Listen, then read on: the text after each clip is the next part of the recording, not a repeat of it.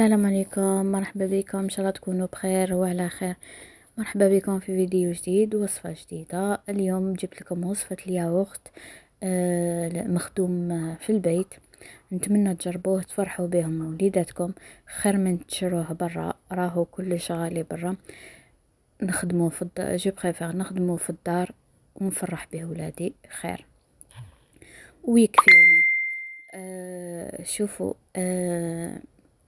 انا استعملت شكارة حليب هذاك، يعني قلت له شري لي الحليب، ما كانش عندي. كي شرى لي الحليب لقيته راهيب، قلت علاه ما ندير لكمش هذه الوصفه. عطاتها لي جارتي، ربي يحفظها ويعطيها مت منا. هذه الوصفه تاع الهنوده يخدموها في الغيستو. كيما راكم تشوفوا شكارة حليب، تروبوها ولا لقيتوها رايبه مليح، ولا ما عندكمش اشرو شكارة البن.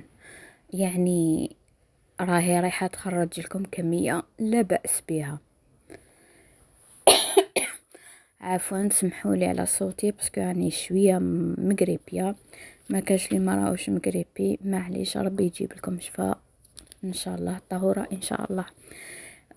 نولو المقادير تاعنا، والمقادير في كل بيت موجودة.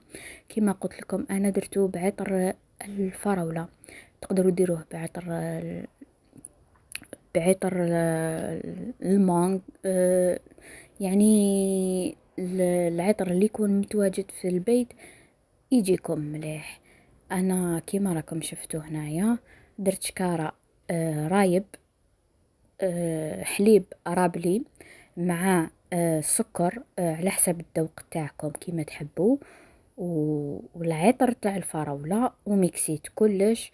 شوفوا كيفاش يجي ثقيل ما شاء الله وبنين، وخلوه يبرد ويجي ما شاء الله تفرحوا به وليداتكم. نتمنى تجربوه وترجعوا لي في التعليقات. السلام عليكم ورحمة الله وبركاته.